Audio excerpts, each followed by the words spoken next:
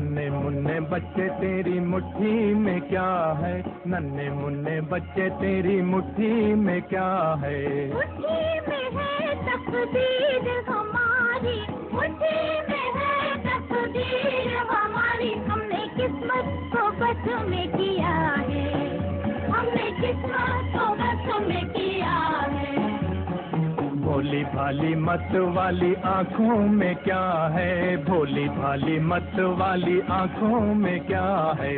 आँखों में झूमे उम्मीदों की दिवाली, आँखों में झूमे उम्मीदों की दिवाली। आने वाली दुनिया का सपना सजा है, आने वाली दुनिया का सपना सजा है। नन्हे मुन्ने बच्चे तेरी मुट्ठी में क्या है, नन्हे मुन्ने बच्चे तेरी मुट्ठी में क्या है।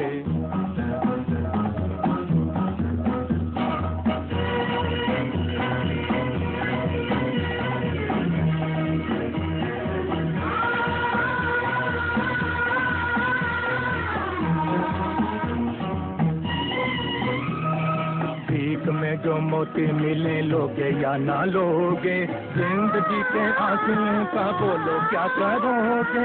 भीख में जो मोती मिले लोगे या ना लोगे, जिंदगी के आंसुओं का बोलो क्या करोगे।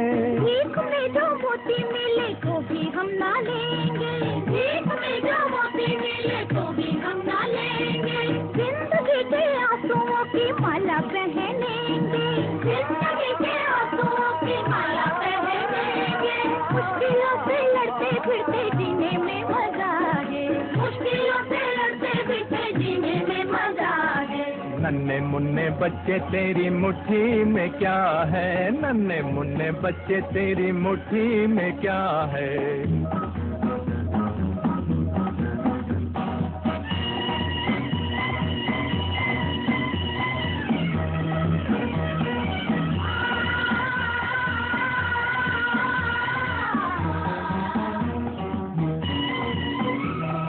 हमसे न छुपाओ बच्चों हमें तो बताओ, आने वाली दुनिया कैसी होगी समझाओ। हमसे न छुपाओ बच्चों हमें तो बताओ, आने वाली दुनिया कैसी होगी समझाओ। आने वाली दुनिया में सबके सर पे ताज होगा, आने वाली दुनिया में सबके सर पे ताज होगा। ना भूखों की भीड़ होगी ना दुखों का राज होगा, ना भूखों की भीड़ होगी ना दुखों का राज होगा। बदलेगा जमाना ये सितारों पे लिखा है, बदलेगा जमाना ये सितारों पे लिखा है। नन्हे मुन्ने बच्चे तेरी मुट्ठी में क्या है, नन्हे मुन्ने बच्चे तेरी मुट्ठी में क्या है। मुट्ठी में है तकदीर हमारी, मुट्ठी में है तकदीर हमारी। हमने किस्मत को बस में किया है, हमने किस्मत को बस में किया है। नन्हे मुन्ने बच्चे तेरी मुट्ठी में क्या है, नन्हे मुन्ने बच्चे तेरी मुट्ठी में क्या है।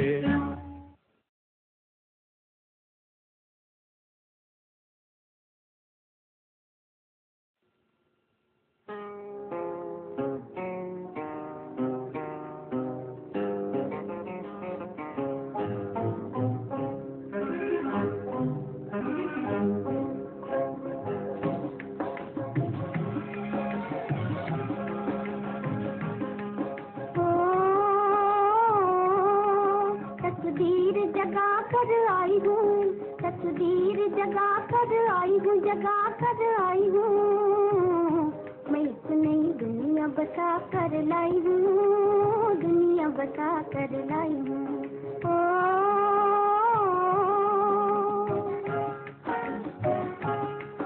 तकदीर जगा कर आई हूँ, तकदीर जगा कर आई हूँ, जगा कर आई हूँ। मैं एक नई दुनिया बता कर लाई हूँ, दुनिया बता कर लाई हूँ।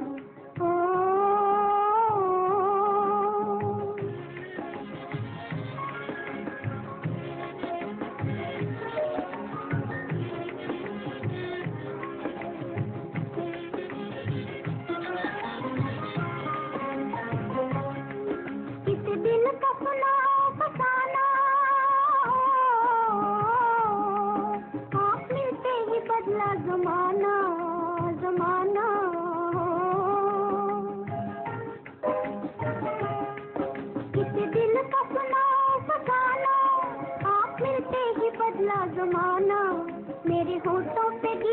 किसी के, मेरे गीतों में बोल खुशी के। रसीले कुछ नभ में चुरा कर लाई हूँ, नभ में चुरा कर लाई हूँ।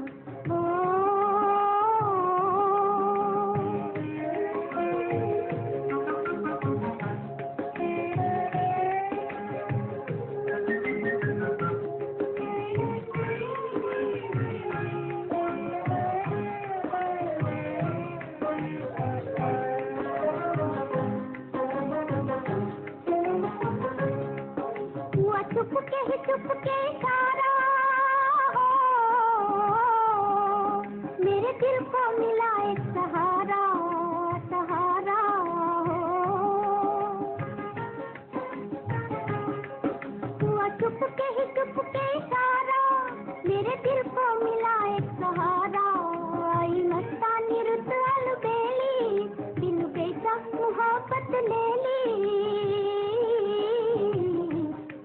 इस दिल में छुपा कर लाई हूँ, दिल में छुपा कर लाई हूँ।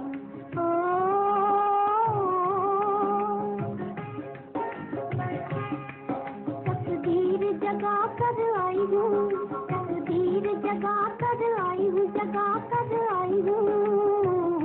मैं इस नई दुनिया बता कर लाई हूँ, दुनिया बता कर लाई हूँ।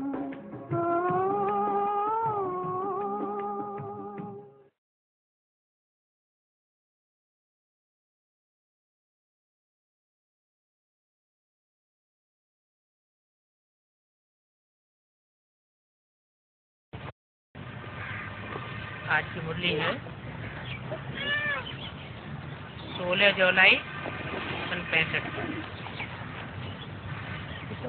रिकॉर्ड चला है तकदीर जगा कर आई हूँ। कौन कौन बोला?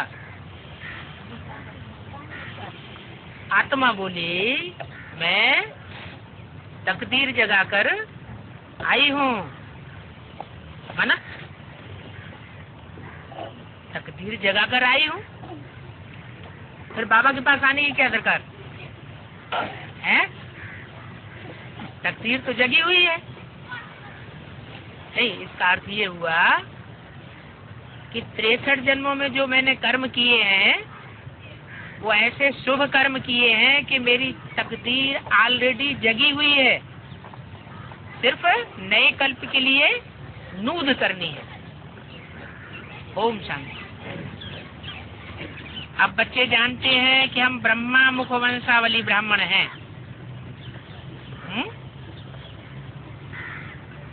बच्चे अब जानते हैं, पहले नहीं जानते थे।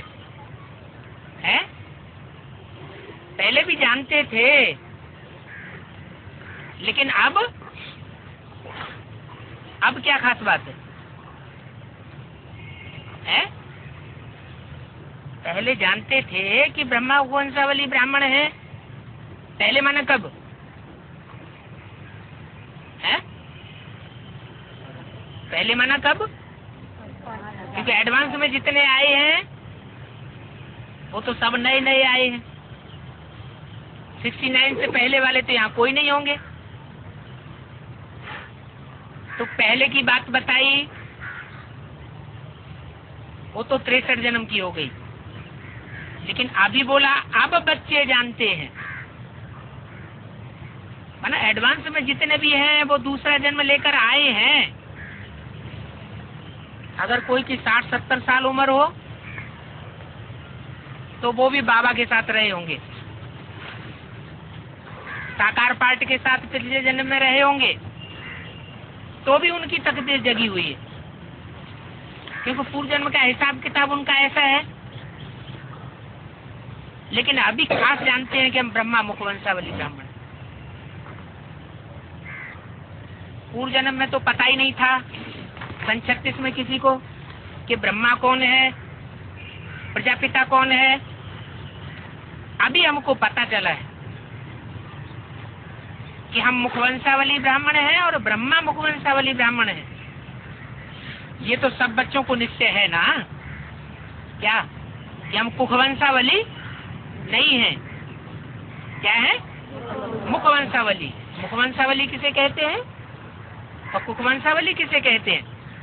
कुख माना गोद, जिनको ब्रह्मा की गोद याद आती रहे, ज्ञान याद ना आए, ज्ञान की ओर आकर्षण उतना नहीं, गोद की ओर ज्यादा आकर्षण होता है बुद्धि का, तो वो हुए कुखवंशावली ब्राह्मण। क्यों? क्योंकि बाबा की जो बात है मुरली में बताई हुई वो उन्होंने नहीं मानी। कौन सी बात? ब्रह्मा का चित्र भी नहीं रखना है, ब्रह्मा को याद नहीं करना है। तो बाबा जब ब्रह्मा के मुख से निकली हुई बात ही नहीं मानी तो ब्रह्मा मुखवंशावली ब्राह्मण कहेगी। लेकिन तुम्हारी बुद्धि में है, तुमको ये निश्चय है कि हम अब प्रैक्टिकल में ब्रह्मा का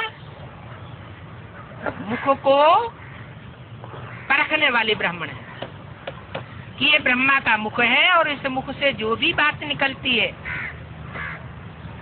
वो श्रेष्ठ से श्रेष्ठ मत है, इसलिए हम ब्रह्मा मुखवंशावली ब्राह्मण हैं। और जब श्रेष्ठ मत पर चलने वाले हैं तो सबसे ब्राह्मणों की श्रेष्ठ से श्रेष्ठ मत कौन सी मिली हुई है कि हमको जीवन में पवित्र रहना है। तो दो बातें हुई, एक तो ब्रह्मा के मुख से निकली हुई बात को मानने वाले, और दूसरी अपने जीवन में पवित्रता को धारण करने वाले और पवित्रता की महसूसता करने वाले। ऐसा निश्चय है ना? ऐसा कोई दूसरा सत्संग व इंस्टीट्यूशन अथवा सभा नहीं होगी जहाँ ऐसे समझते हो। कैसे?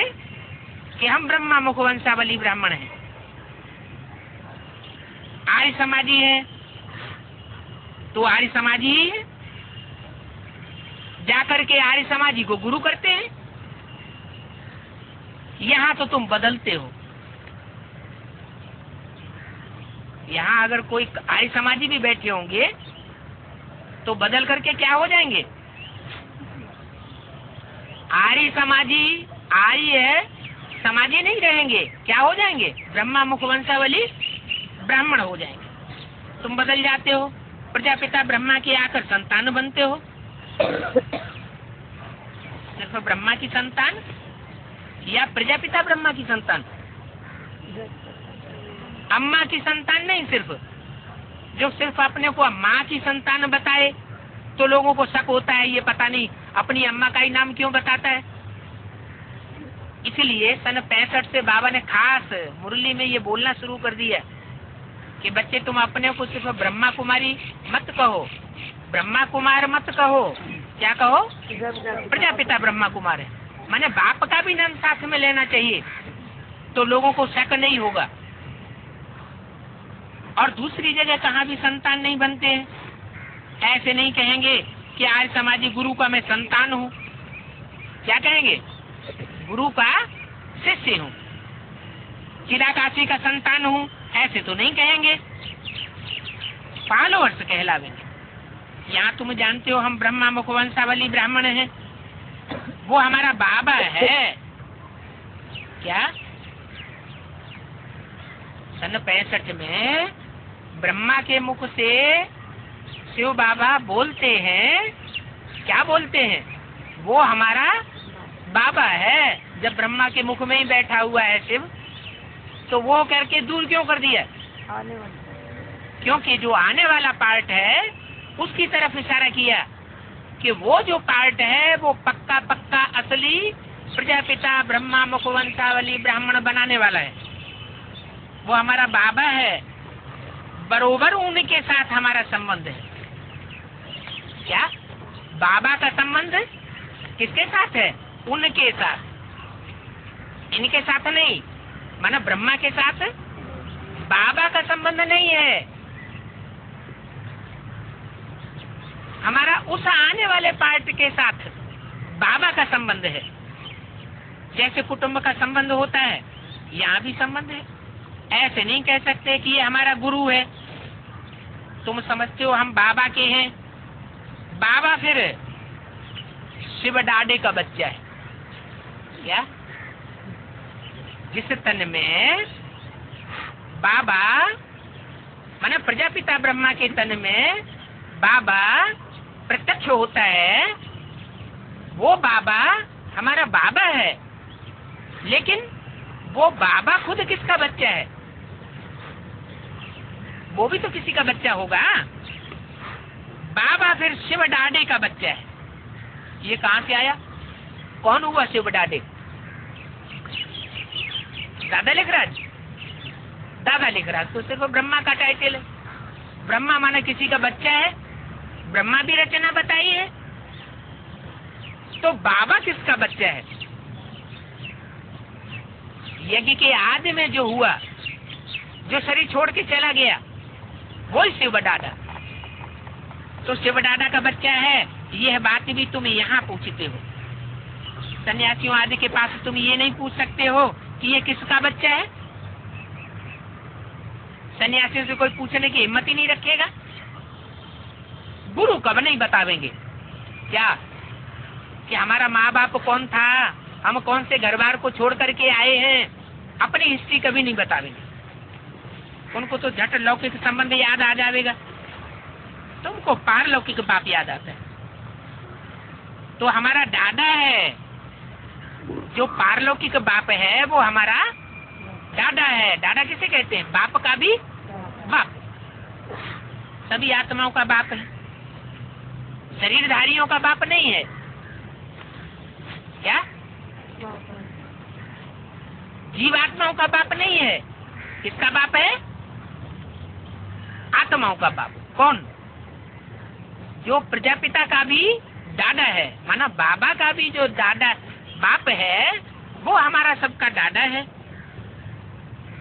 वो बेहद का बाप परम पिता परमात्मा अभी सन्मुख बैठ कहते हैं। अभी माना कब?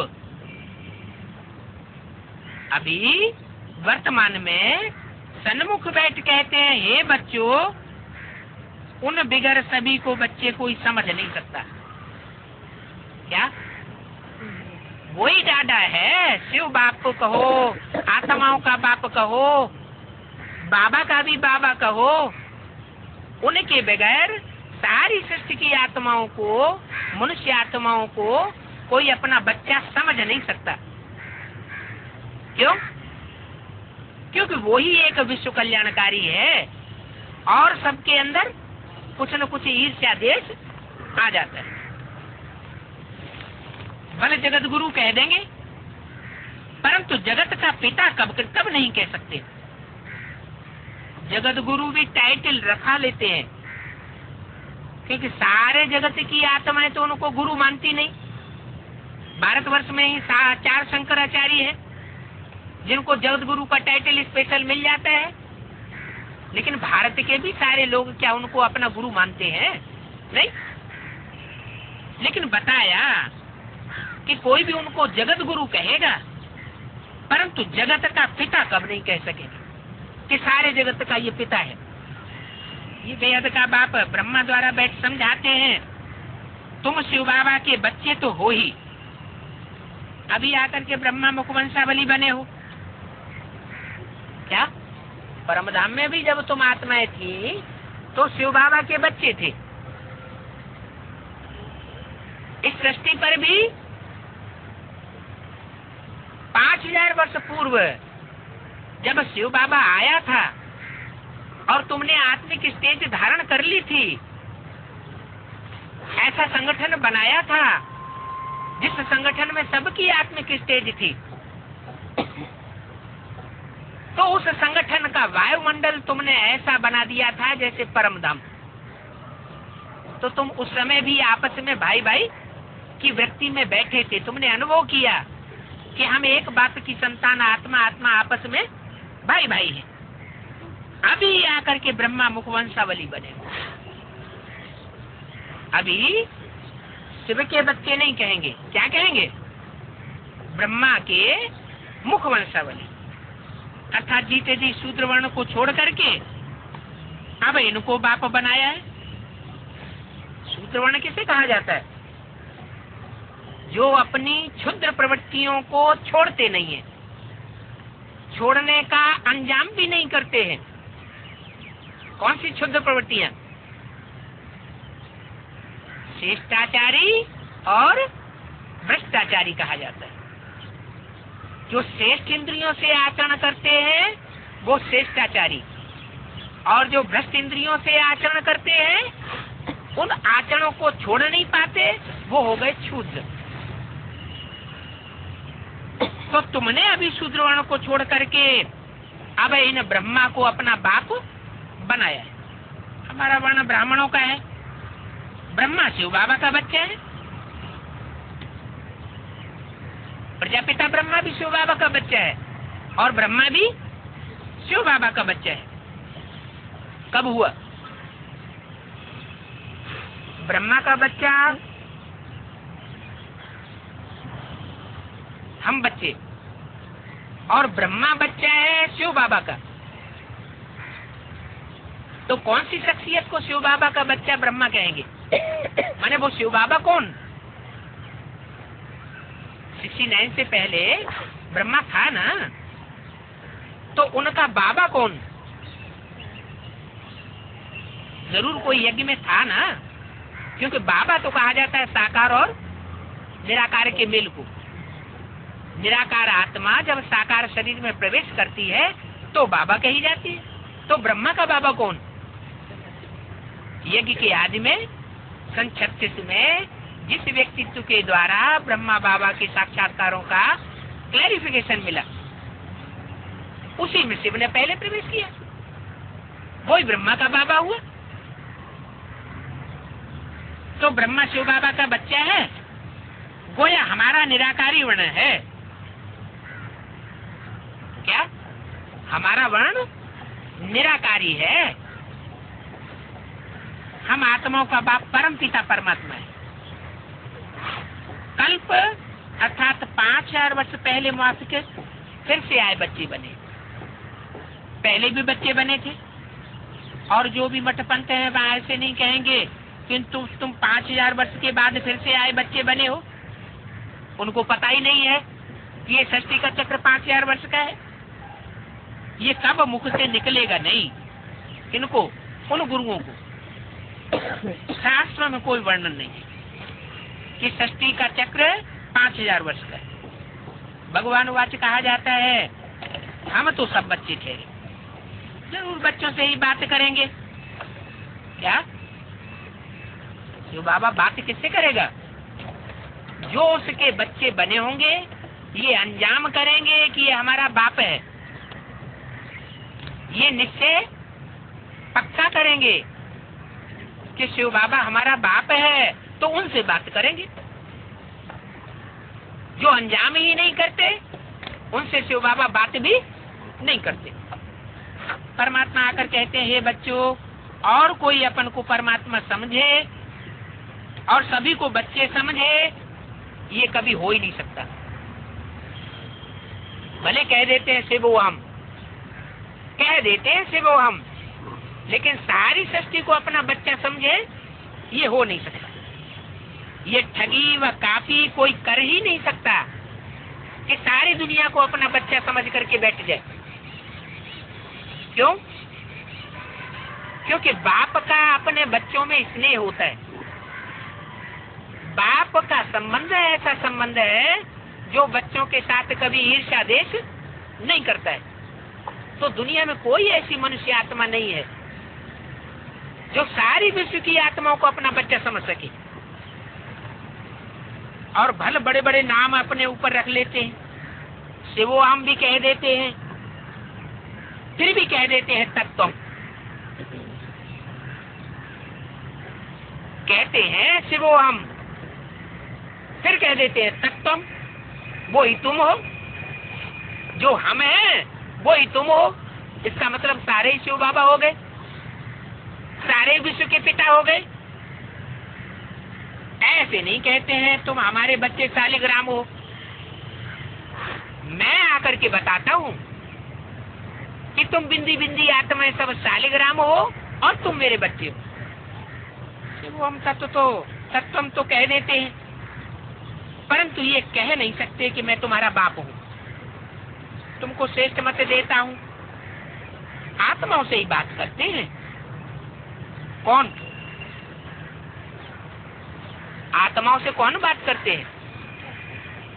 देह अभिमानियों से बात नहीं करते। कौन? शिव बाबा।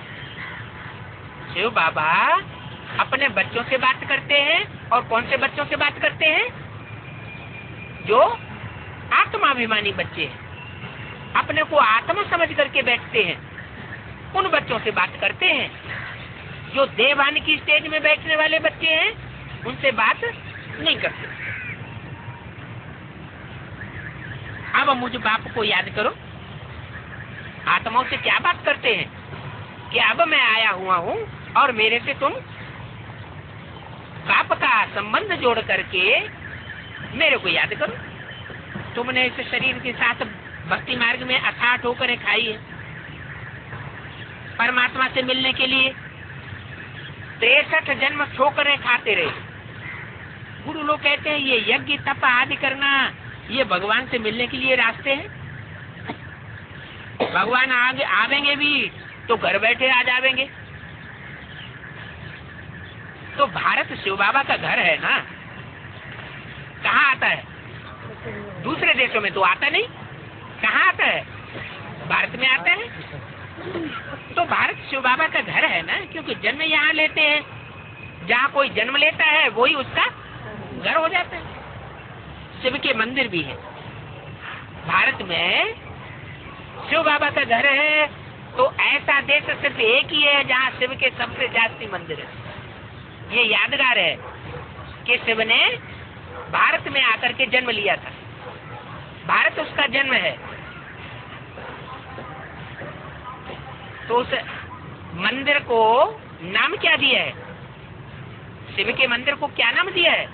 शिवालय। शिवालय क्या नाम दिया है? आलय माने घर, आलिक माने भी चोटी, चोटी का घर। कैसा घर? चोटी का घर। तो शिवालिक पहाड़ी मशहूर है और भारतवर्ष में गांव गांव में शहर शहर में शिवालय बने हुए हैं। शिव का जन्म भी मनाते हैं, शिवरात्रि। परंतु कुछ समझा नहीं सकते हैं शिव के जन्म के बारे में।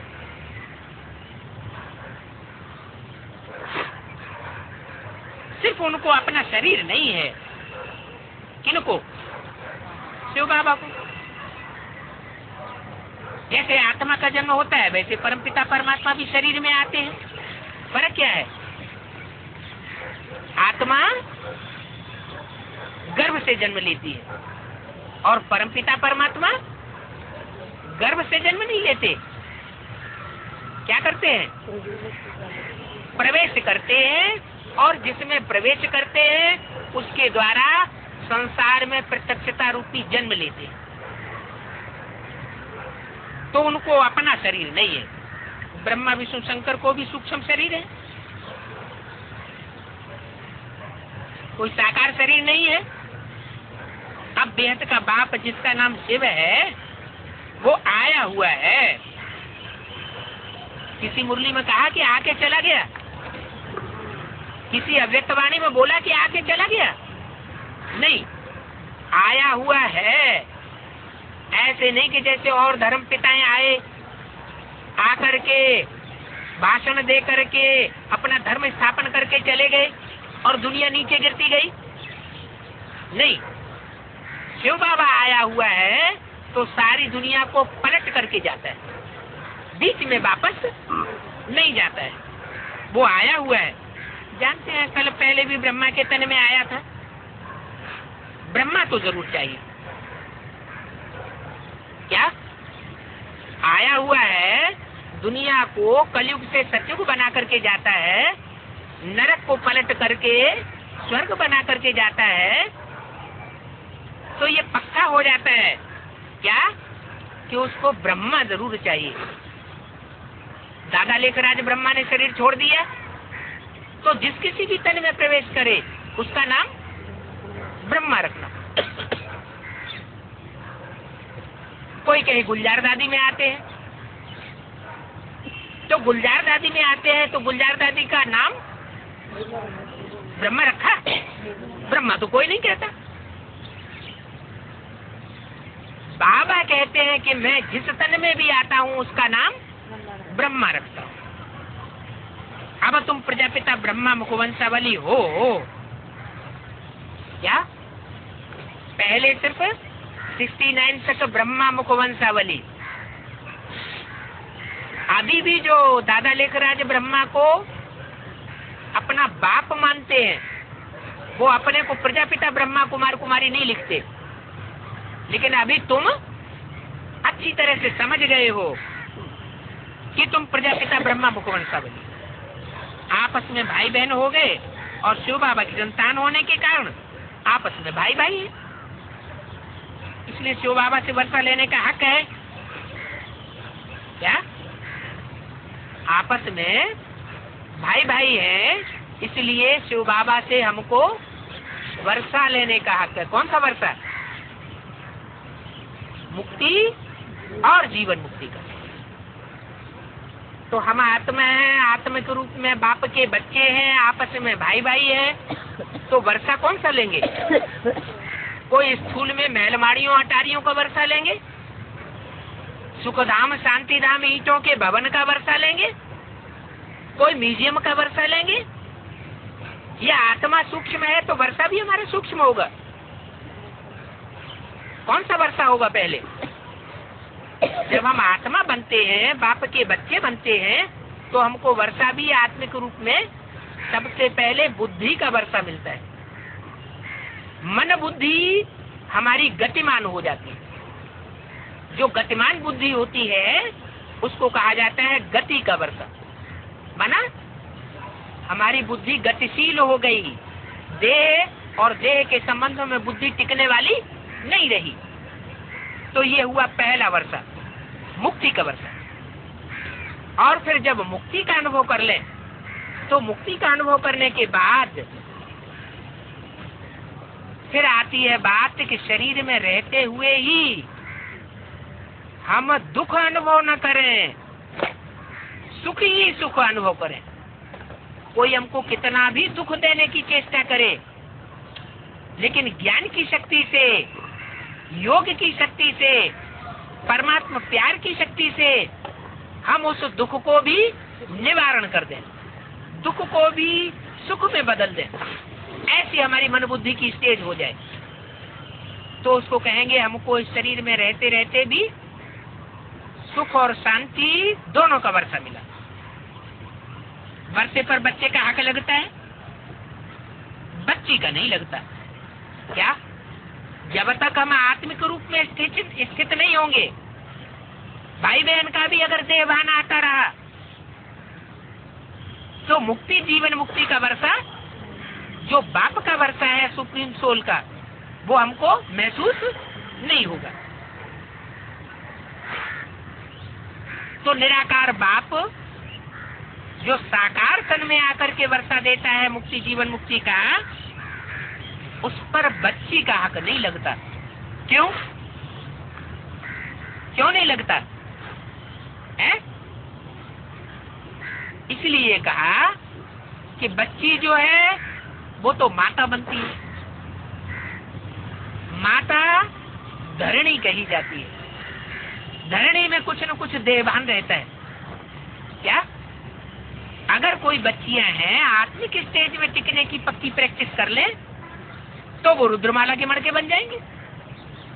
और रुद्रमाला के मणके बन गई तो वो जन्म जन्मांतर राजा बनेंगी, और जिसके कारण उनको पुरुष चोले ज्यादा ग्रहण करने पड़ेंगे। उनकी आत्मा में पुरुष वृत्ति के संस्कार आ जाएंगे। तो तुम मेरे बच्चे हो, बच्चियां नहीं। मेरे माने किसके? सुप्रीम सोल बाप के। वर्षे पर बच्चे का हक लगता है, बच्ची का नहीं।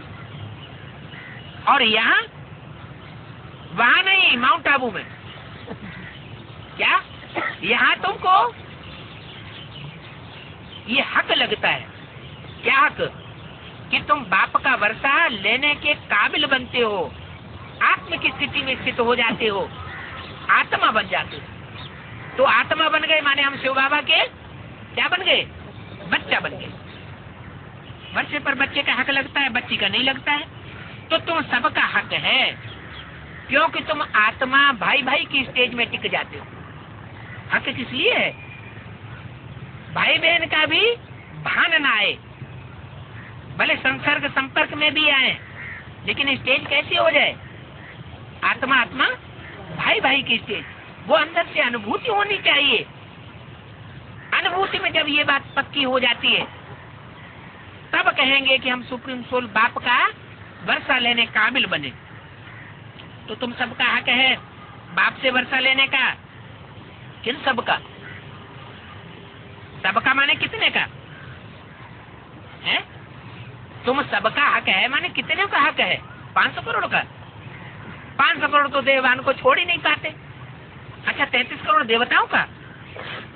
33 करोड़ देवताएं भी देवान को नहीं छोड़ पाते, इसलिए कलयुग के अंत तक देवात्माएं उतरती रहती हैं देवता धर्म की। तो क्या सतयुग में जो आत्माएं आती हैं 9 लाख, उनके लिए कहेंगे क्या कि वो मुक्ति, जीवन मुक्ति का वर्षा इस शरीर से पाती हैं? उनके लिए भी नहीं कहेंगे। वो भी अपने देह के भान को छोड़ नहीं पाते, इसलिए उनको देह छोड़नी पड़ती है। तुम बच्चे हो क्या, जो प्रजापिता ब्रह्मा मुखवंशावली कहलाते हो, वो आत्मा आत्मा भाई भाई की स्टेज में टिक जाते हो। इसलिए तुम 4.5 लाख बच्चों का ये गायन है क्या, आत्मा आत्मा भाई भाई। तो यहाँ तुम सबका हक है।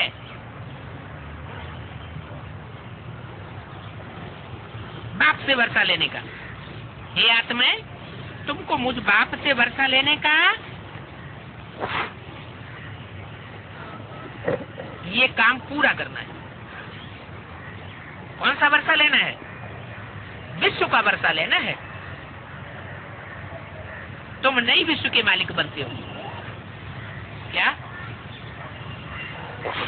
कृष्ण जो मालिक बनेगा, जो सतयुग का पहला प्रिंस होगा, वो नए विश्व का मालिक नहीं कहा जाएगा। फिर भी कुछ न कुछ विश्व पुराना हो जाएगा और तुम एकदम नए विश्व के मालिक बनते हो। यथा राजा रानी तथा प्रजा भी तो मालिक होती है, माने 4.5 लाख जो प्रजा होगी वो भी अपने को मालिक समझेगी, क्योंकि वहाँ सब आत्मिक स्थिति में आत्मा आत्मा भाई भाई की स्थिति में होते हैं और समझते हैं कि हम एक बाप की संतान हैं। तो तुम मालिक थे इसके, सारे विश्व के मालिक थे। सारी विश्व की आत्माओं ने ये एहसास किया था कि हमारे पूर्वज हैं, बरोबर भारत स्वर्ग था, उसमें तुम राजी करते थे, पूजी थे। फिर आप पुजारी शूद्र बने हो, अब फिर पूजी बनने के लिए ब्राह्मण बने हो, ब्रह्मा मुखवंशावली बनने बिगर तुम वर्षा नहीं ले सकते हो क्या? अगर तुमने अंदर से ये पक्का नहीं कर लिया और प्रैक्टिकल जीवन में ये अनुभूति नहीं कर ली कि हम एक बाप की मत पर ही चलेंगे जो श्रेष्ठ से श्रेष्ठ है, तब तक तुमको मुक्ति, जीवन मुक्ति का वर्षा नहीं मिल सकता। थोड़ी अपनी मनमत पर चलेंगे, थोड़ा दूसरों की मनमत पर चल लेंगे, तो परमत पर चलने वाले अथवा मनमत पर चलने वाले वो मुक्ति, जीवन मुक्ति का वर्षा इस शरीर के रहते अनुभव नहीं कर सकते। जिन्होंने कल पहले वर्षा लिया है वो यहाँ कहाँ न कहाँ से आते रहेंगे, कैसे भी आवे बाप से वर्षा लेंगे। देवी देवताओं की राजधानी स्थापन हो रही है, ब्रह्मा द्वारा सूर्यवंशी चंद्रवंशी दैवी स्वराज्य स्थापन हो रहा है क्या? किसके द्वारा हो रहा है? किसके द्वारा हो रहा है? ब्रह्मा द्वारा।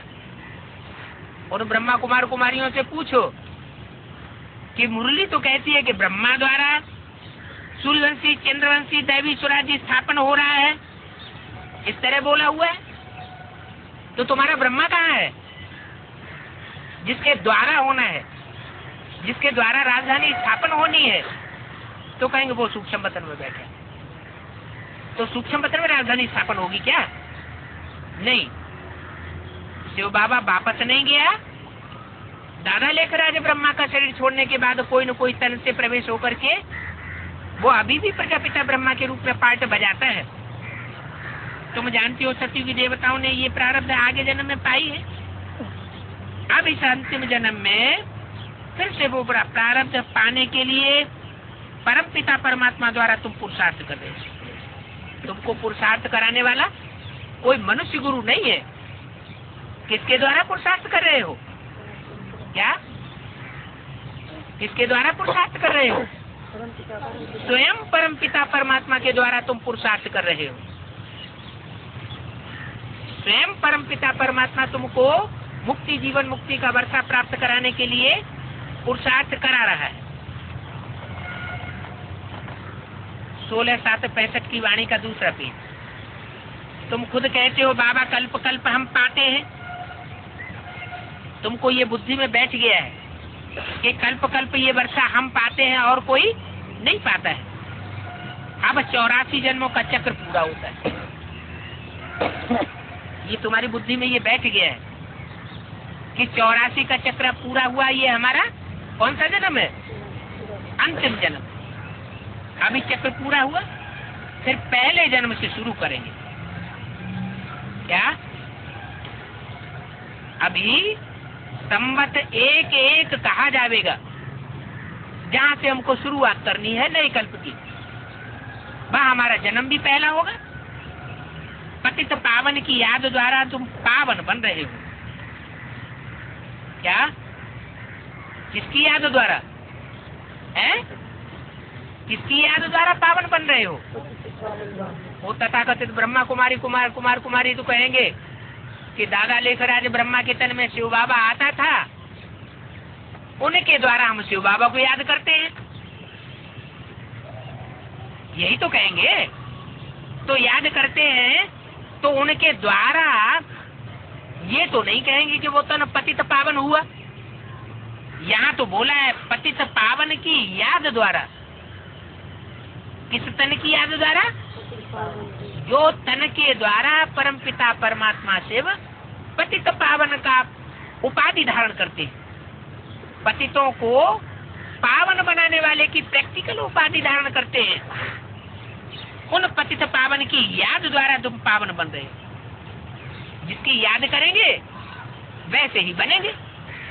पतित को याद करेंगे तो पतित बनेंगे। तो देखा जा रहा है जो भी ब्रह्मा के शरीर को याद करने वाले ब्रह्मा कुमार कुमारी हैं, वो शरीर छोड़ते जा रहे हैं। क्या उनका शरीर जैसे ब्रह्मा का शरीर छूट गया, वैसे उनका भी शरीर चोला छूटता जा रहा है। ब्रह्मा का अकाले मौत में शरीर छूटा तो बड़े बड़े ब्रह्मा कुमार कुमारियों का भी अचानक शरीर छूटता है। इसको योगाग्नि कहा जाता है। क्या इसको? पतित पावन की याद को। जो पतित पावन की याद तुम करते हो, ये है असली योगाग्नि। धारणा तो हर एक की नंबरवार होती है। कोई कितने मार्क्स से पास होते हैं, कोई कितने मार्क्स से पास होते हैं। सब्जेक्ट भी तो होती है ना। यहाँ कितनी सब्जेक्ट हैं? यहाँ बाबा के ज्ञान में, ईश्वरीय ज्ञान में कितने सब्जेक्ट हैं? कितने? 4। ज्ञान, योग, धारणा, सेवा। तो हर एक की नंबरवार धारणा होती है। इसमें गैलअप कर लेते हैं। परंतु पहले लैंग्वेज चाहिए। क्या कहा? बाप का बच्चा बनने के लिए, बाप से पूरा वर्षा लेने के लिए पहली शर्त क्या बताई? पहले लैंग्वेज चाहिए। कौन सी लैंग्वेज? जो माँ बाप के घर में बच्चा पैदा होता है तो उसकी मदर टंग कौन सी होती है? माँ बाप की ही मदर टंग होती है, माँ बाप की ही भाषा होती है, या कोई दूसरी भाषा होती है? जो माँ बाप की भाषा होगी वो बच्चे की भी भाषा होगी। तो बोला पहले लैंग्वेज चाहिए। बाप की लैंग्वेज क्या है? भारत में आता है तो भारत में लैंग्वेज क्या होती है? खास लैंग्वेज भारत की है हिंदी। तुम्हारी है पहली पहली ज्ञान की स्पेशल लैंग्वेज। क्या? जैसे वो बड़े बड़े विद्वान पंडित होते हैं तो संस्कृत बोलते हैं, कोई दूसरा ना समझ सके।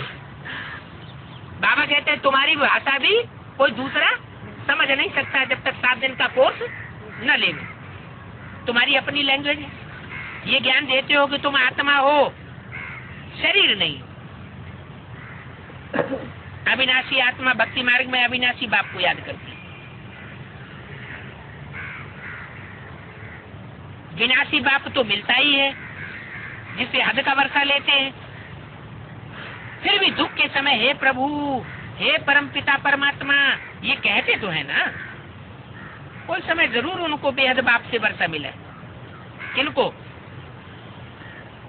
कोई किसी को याद करता है तो किस लिए याद करता है? कुछ प्राप्ति हुई होगी तभी तो याद करता है।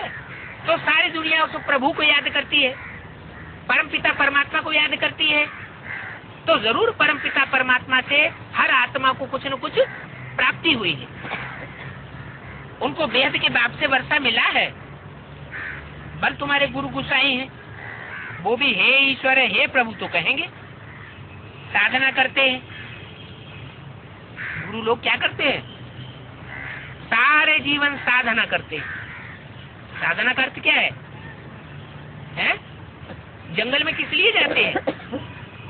जंगल में इसलिए जाते हैं कि हमारी इंद्रियां जो पतित बन जाती है, घर गृहस्थ के कीचड़ में रहते रहते वो जंगल में जाकर के हम इंद्रियों को साध लें, इंद्रियों की शक्ति क्षीण न होवे। तो साधना करते हैं, लेकिन उनको ईश्वर की साधना थोड़ी करनी होती है। वो थोड़े ही जानते हैं कि मन बुद्धि ईश्वर में कैसे सदेगी। सब साधना अथवा तपस्या करते हैं, शरीर को तपाते रहते हैं। वो हठियों की तपस्या करते हैं। क्या? शरीर को कष्ट देने का उनका हठयोग है। तुम राजयोग की तपस्या करते हो। कौन सी तपस्या? राजयोग। तुमको कोई शारीरिक कष्ट नहीं देते हैं। अगर शारीरिक कष्ट ज्ञान में आने के बाद किसी को मिलता भी है तो अपनी ही कोई कमजोरी है, कोई न कोई श्रीमत की बरखिलाफी है जिसकी वजह से कोई दुख भोगता है। तुम राजयोग की तपस्या करते हो, वो तो हठयोग ऋषि हैं। पवित्र को ऋषि कहा जाता है, परंतु घर बार छोड़ करके चले जाते हैं। औरों को भी वो सिखलाते हैं कि घर बार छोड़ दो। वास्तव में तो संन्यास किया जाता है 5 विकारों का। अगर छोड़नी है तो क्या छोड़नी है? जो बुरी चीजें हैं, बुरी आदतें हैं, उनका संन्यास करो। परंतु उनके लिए कहते नहीं है। किनके लिए? 5 विकारों का संन्यास करने के लिए नहीं कहते हैं सन्यासी लोग। क्यों नहीं कहते हैं? इसलिए नहीं कहते हैं कि अगर सब कोई 5 विकारों को छोड़ देगा तो उनको रोटी दाल कहाँ से मिलेगी? सारे ही जंगल में चले जाकर के सन्यासी बन जाएंगे तो उनको तो प्राप्ति होगी नहीं। तो कभी नहीं कहेंगे क्या कि 5 विकारों को छोड़ दो, काम क्रोध लोभ मोह अहंकार को छोड़ दो। कौन? गुरु लोग नहीं कहेंगे। वो भी शादियां करवाते रहते हैं। क्या? दुनियावी गुरु लोग ही करवाते रहते हैं कि ज्ञान के अंदर भी ऐसे गुरु हैं जो विकारों को छोड़ने के लिए कभी नहीं कहते। क्यों? क्योंकि उनकी रोटी दाल बंद हो जाएगी। अब रावण बलवान पर जीत पानी है। ये 5 विकार रूपी जो बलवान है, अब तुम जीत पाते हो। उनको ईश्वरीय ताकत सिवाय कोई जीत नहीं सकता। किनको? रावण को सिवाय ईश्वरीय ताकत के कोई जीत नहीं सकता। तुमको ताकत मिलती है सर्वशक्तिवान से, परमपिता परमात्मा को ही सर्वशक्तिवान कहते हैं। क्या रावण कम शक्तिवान है? परमपिता परमात्मा को तो सर्वशक्तिवान कहते हैं, लेकिन रावण क्या उनसे कम है क्या? है? रावण को कम शक्तिवान कहेंगे या रावण को भी सर्वशक्तिवान कहेंगे? है? क्यों कहेंगे? है? क्यों कहेंगे रावण को सर्वशक्तिवान? इसलिए कहेंगे कि 2500 साल शिव बाबा का स्थापन किया हुआ राज्य चलता है और 2500 साल रावण का राज्य चलता है। तो रावण भी कोई कम शक्तिवान नहीं है। रावण राज्य कहा जाता है। किसका राज्य? रावण। रावयते लोकान, जो लोगों को रुलाता है उसको रावण कहा जाता है।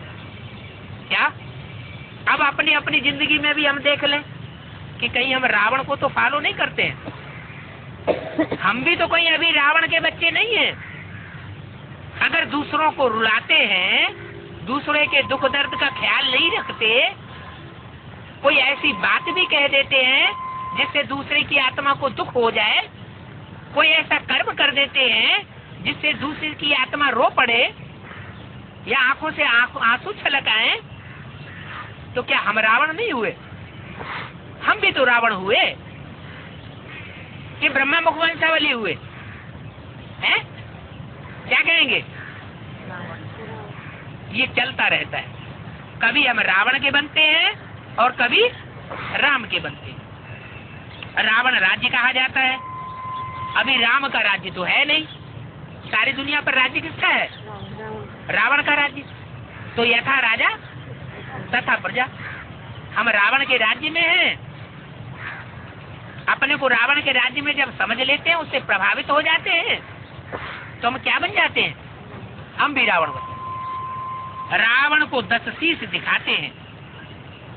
क्या दिखाते हैं चित्रों में? तो चित्र कहाँ की यादगार है? जरूर कभी रावण ने ऐसा चरित्र बजाया है। कैसा चरित्र?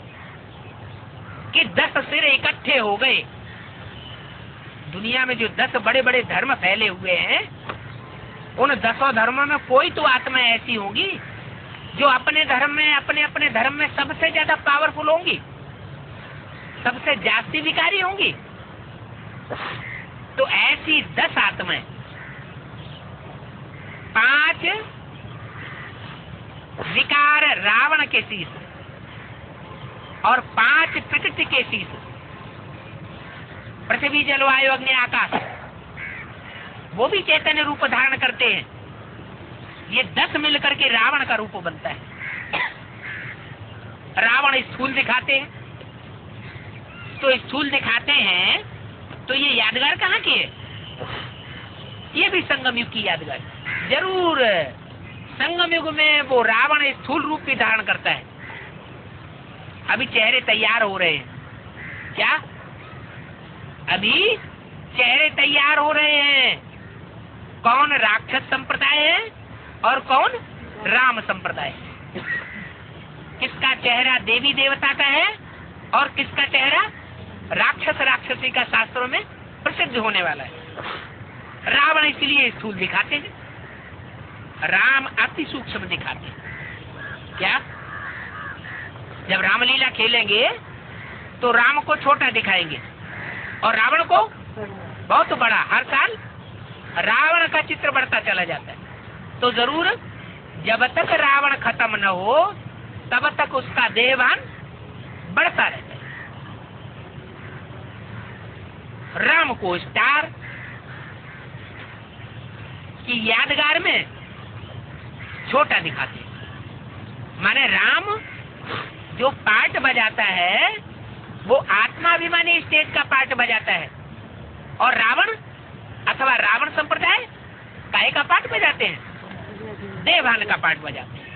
इसलिए रावण को बड़ा चित्र दिखाते हैं राम को छोटा छोटा दिखाते हैं। अब फर्क देखा किसका? राम और रावण का। अब फर्क प्रैक्टिकल में देखो। क्या? अब तुम ब्राह्मण बने हो, तुम्हारी बुद्धि में ज्ञान आ गया है, तो देखो कि अभी ब्रह्मा का पुत्र बनने के बाद, ब्रह्मा की पुत्री बनने के बाद, अपने को ब्रह्मा कुमार कुमारी कहलाने के बाद रावण का स्थूल पार्ट कौन बजाते हैं और राम संप्रदाय का पार्ट कौन बजाते हैं? तुम्हारी आत्मा में 84 जन्मों का पार्ट भरा हुआ है। राम है ही स्टार, जैसे आत्मा स्टार है, बाप कहते हैं मैं भी स्टार हूँ, मेरे में भी पार्ट भरा हुआ है। मैं कोई बड़ी चीज थोड़े ही हूँ। जो मंदिरों में इतना बड़ा शिवलिंग रख दिया है, मैं इतना बड़ा शिवलिंग नहीं हूँ। तो क्यों रख दिया इतना बड़ा लिंग? कहीं कहीं तो बहुत बड़ा बड़ा लिंग बना देते हैं, लेकिन लिंग में बिंदु भी रखते हैं। सोमनाथ के मंदिर में, जो पहला सोमनाथ का मंदिर बनाया था, उसमें स्टार रखा हुआ था हीरे का। इसका मतलब है कि लिंग है शरीर की यादगार। जिस शरीरधारी में परमात्मा शिव प्रवेश करते हैं और प्रवेश करके संसार में प्रत्यक्ष होते हैं, वो है शिव का लिंग, निशान, जिसमें वो प्रवेश करता है, और वो स्वयं है स्टार। इसलिए शिवलिंग में स्टार भी दिखाते हैं।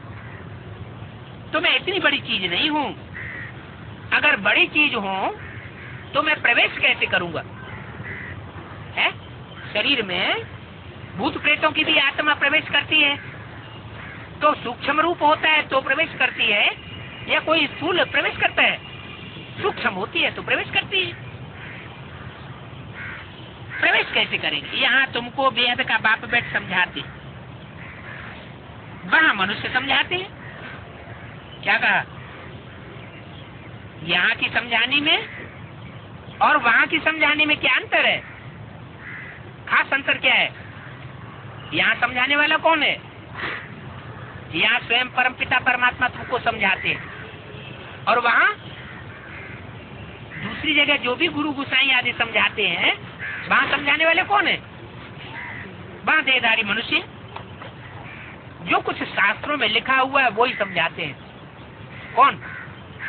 देहधारी गुरुओं की वाणी में और शिव बाबा की वाणी में क्या अंतर खास बताया? शिव बाबा की वाणी नई नई बातें सुनाएगी, नए नए पॉइंट समझाएगी, और मनुष्य गुरु जो कुछ उन्होंने पढ़ा होगा शास्त्रों में वो ही सुनाएंगे, दूसरा नहीं सुनाएंगे। क्या? जो शास्त्रों में पढ़ा होगा वो पढ़ करके सुनाएंगे।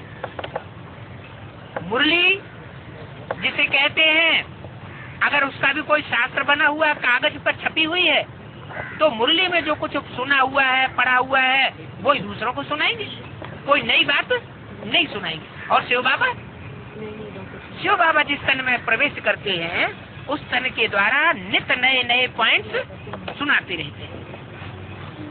तो मनुष्य गुरु क्या समझाते हैं और शिव बाबा क्या समझाते हैं? लिखा है भगवान वाच, शास्त्रों में लिख दिया मैं सर्वव्यापी। अगर सर्वव्यापी हूँ ऐसा शास्त्रों में लिख दिया है मनुष्य गुरुओं ने, तो सर्वव्यापी हूँ, तो फिर मंदिरों में भटकने की दरकार ही नहीं। फिर तो हमारे में भी परमात्मा है, तुम्हारे में भी परमात्मा है, फिर भटकने की क्या बात? अब भगवान कौन सा हुआ, कैसे पता चले? इसमें भी भगवान व्यापक, उसमें भी व्यापक, सब में व्यापक, तो फिर किसको याद करें? बुद्धि ही भटक जाती है। अभी परमात्मा बाप कहते हैं मैं सर्वव्यापी नहीं हूँ, मैं एक व्यापी होकर के आता हूँ। वो भूत प्रेत भी प्रवेश करते हैं तो उनका भी कोई मुकर्रर घोड़ा होता है, मुकर्रर शरीर में प्रवेश करते हैं, सब में प्रवेश नहीं कर सकते। क्या?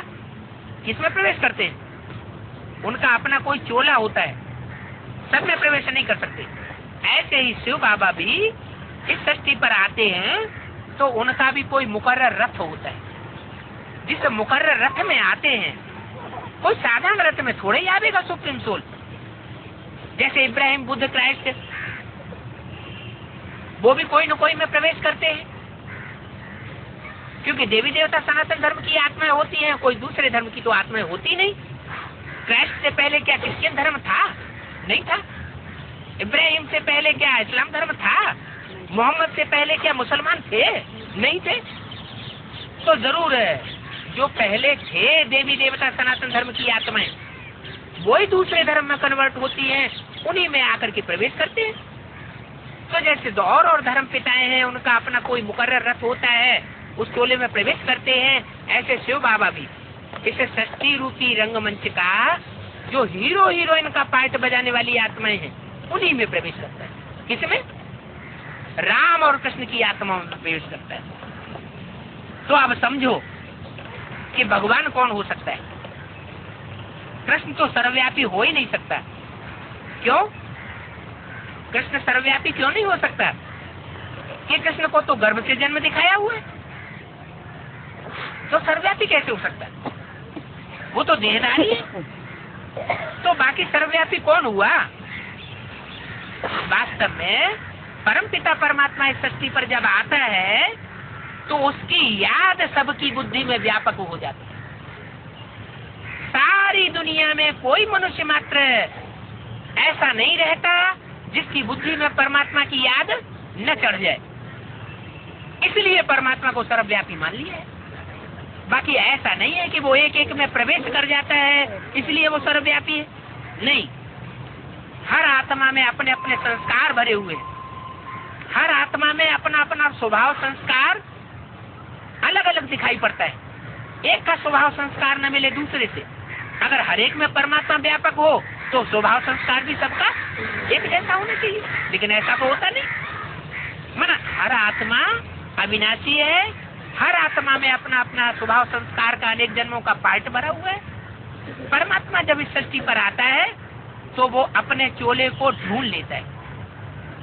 जो श्रेष्ठ से श्रेष्ठ आत्माएं हैं इस रंगमंच पर, श्रेष्ठ रूपी रंगमंच पर, उनमें प्रवेश करता है। परमात्मा को कोई कह नहीं सकता। वो तो कहते हैं तुम हमारे बच्चे हो। कौन? परमपिता परमात्मा जब इस सृष्टि पर आते हैं तो वो अपने चेले चपाटे नहीं बनाते। क्या कहते हैं? तुम आत्माएं मेरे बच्चे हो, मैं तुम्हारा बिंदु बिंदु आत्माओं का बाप हूँ। तुम बिंदु बिंदु आत्माएं अपने भ्रकुटी के मध्य में स्टार के रूप में टिकी हुई हो। क्या? इस स्टार की यादगार क्या दिखाते हैं? मस्तक पर बिंदी दिखाते। ये बिंदी जो लगाने की परंपरा ऋषियों मुनियों ने डाली, वो किस लिए डाली? इसीलिए डाली कि एक दूसरे को देखें तो आत्मा रूपी स्टार याद आ जाए, देह की याद ना आए, स्त्री पुरुष का भान ना आ जाए। तो बाप कहते हैं तुम आत्मा रूपी बच्चे हमारे बच्चे हो। वो मनुष्य बच्चे नहीं कहते हैं। भगवान वाच बच्चों के प्रति है तो रात दिन का फर्क हो जाता है उन मनुष्य गुरुओं में और भगवान जो सदगुरु बन करके आता है उसमें फर्क हो जाता है। तब तो कहते हैं सदगुरु अकाल मूर्त। एक सदगुरु अकाल मूर्त। जब एक ही सतगुरु है तो बाकी गुरु कैसे हो गए? जब एक सदगुरु अकाल मूर्त का नारा लगाते हैं सिख लोग तो उससे क्या साबित हुआ? बाकी गुरु सत्य हुए या झूठे हुए?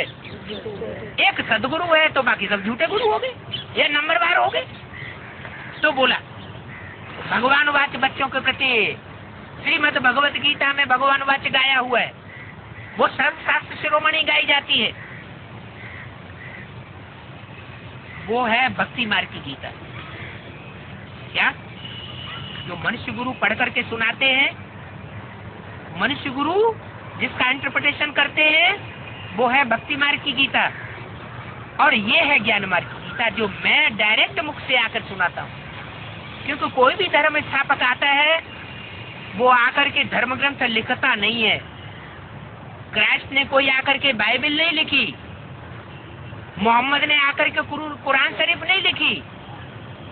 गुरु नानक ने आकर के गुरु ग्रंथ साहब नहीं लिखा, वो धर्म पिता बोलते हैं डायरेक्ट मुख से, सुनने वाले उनको याद रखते हैं और बाद में कागज पे लिखा जाता है।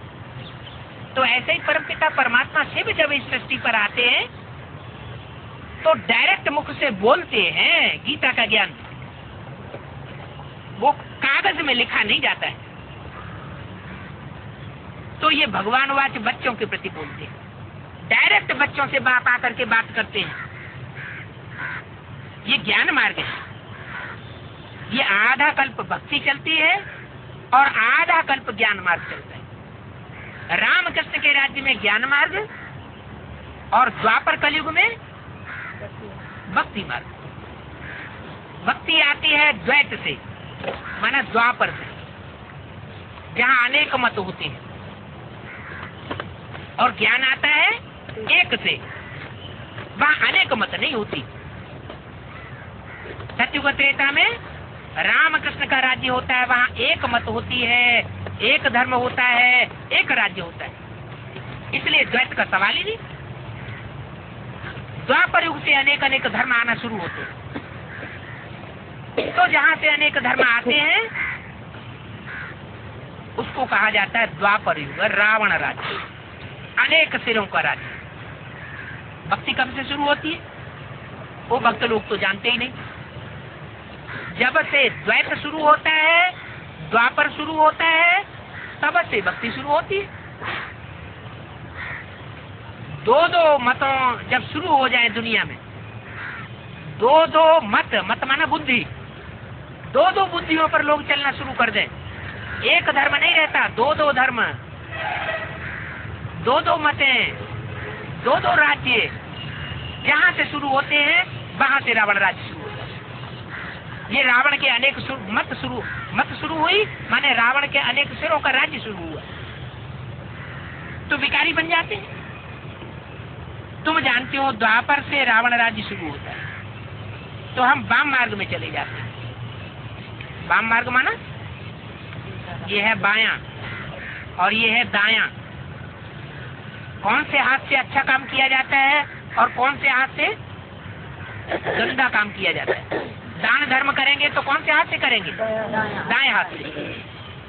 तो द्वापर युग से द्वैत होने के कारण जो अनेक धर्म पिताएं आ जाते हैं, अनेक धर्म स्थापन करते हैं, अनेक मतें स्थापन करते हैं, वहां से वाम मार्ग शुरू होता है। क्या वाम मार्ग माने उल्टा मार्ग, पहले होता है सीधा मार्ग।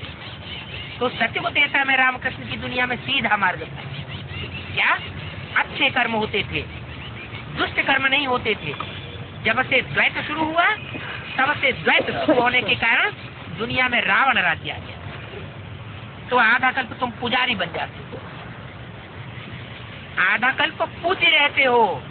रामकृष्ण के जमाने में यथा राजा तथा प्रजा सब पूज्य होते हैं। अभी जब से रावण राज्य शुरू होता है तो सब पुजारी बन जाते हैं। ओम शांति।